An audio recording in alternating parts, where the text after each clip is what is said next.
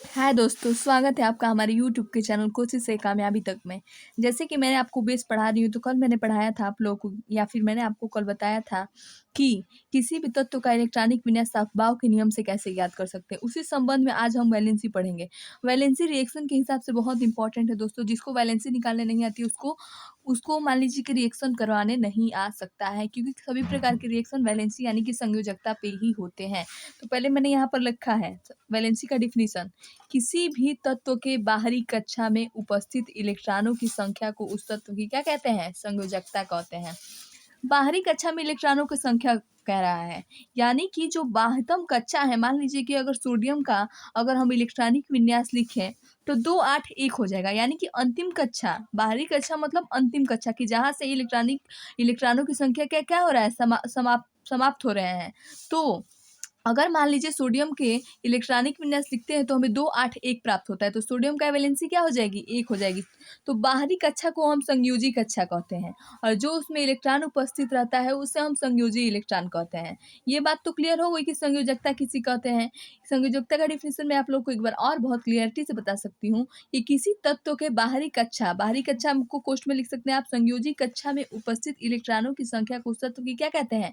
Valency यानी कि संयोजकता कहते हैं। अब एक बात यहाँ पर ध्यान देने वाली है दोस्तों, यानी कि नोट लिख रहा है, नोट में जरूरी चीजें लिखी जाती है। तो यहाँ पर ये बात ध्यान दीजिए कि यदि वैलेंस सेल में, यानी कि यदि संयोजी कोष में इलेक्ट्रॉन की संख्या 4 से अधिक हो तो उसे 8 में से घटा दिया जाता है। तो ये बात नोट करते चलिए, गलती हो जाती है बच्चों से कि जब अगर मान लीजिए जैसे कि आपका क्लोरीन है, तो क्लोरीन के बाह्यतम कक्ष में अगर आप इलेक्ट्रॉनिक विन्यास लिखेंगे तो 7 आ जाता है। तो उस स्थिति में आप गलत कर देंगे कि अगर वैलेंसी आप पढ़ लिए हैं और ये नहीं पता है कि 8 में से घटा देते हैं अगर 4 से अधिक हो, तो आप फिर उसकी वैलेंसी 7 लिख देंगे। इस स्थिति में आपका जो रिएक्शन है या फिर जो आपकी वैलेंसी है वो गलत हो जाएगी। तो ये बात आप लोग नोट कर लीजिएगा कि यदि बाह्यतम कक्षा या फिर संयोजी कोष में इलेक्ट्रॉन की संख्या 4 से अधिक हो तो उसे 8 में से घटा देते हैं। ओके, अब मैं 2-3 एग्जाम्पल आप लोग को वैलेंसी के दे देती हूँ। वैलेंसी यहाँ पर मैंने लिख लिया है। यहाँ पर सोडियम है, सोडियम का इलेक्ट्रॉनिक परमाणु संख्या कितना होता है, यानी कि इलेक्ट्रॉनों की संख्या उसमें कितनी होती है? 11 होती है दोस्तों। तो कल जैसे मैंने आप लोग को इलेक्ट्रॉनिक विन्यास दिखाना सिखाया था, उसी प्रकार से हमने लिख दिया है 1s2 2s2 2p6 3s1। ये किस नियम से लिखा है आप बताइएगा?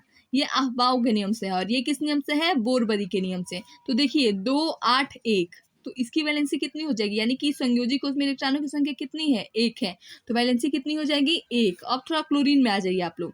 क्लोरीन के जो परमाणु संख्या होती है वह 70 होती है, यानी कि 17। अब देखिए इसका अफबाव नियम से मैंने ये इलेक्ट्रॉनिक विन्यास लिख दिया है, और ये बोरबरी के नियम से 2 8 7, यानी कि जो संयोजी कोष में इलेक्ट्रॉनों की संख्या, यानी कि संयोजी इलेक्ट्रॉनों की संख्या है वो 7 हो रही है। यहाँ पर आपको कंफ्यूजन नहीं करना है कि 7 लिख देना है, फिर गलती हो जाएगा आप लोग का रिएक्शन।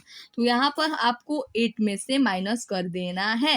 तो 8 माइनस 7 इक्वल टू 1, यानी कि क्लोरीन की वैलेंसी 1। यहाँ पर कैल्शियम का देख लीजिए, calcium 1s2 2s2 2p6 3s2 3p6, यह अफबाव के नियम से इलेक्ट्रॉनिक विन्यास लिखा गया है।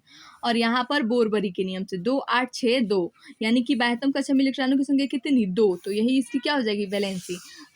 तो आज की पढ़ाई बस यहीं तक दोस्तों। अगर आपको हमारा वीडियो अच्छा लगे तो लाइक ज़रूर कीजिए, और हमारे चैनल को सब्सक्राइब करना ना भूलिए। हमारे चैनल का नाम है कोशिश से कामयाबी तक, और ऐसे ही आप लोग कोशिश करते रहिए, आप लोग कामयाब जरूर होंगे। आज का वीडियो यहीं समाप्त करते हैं।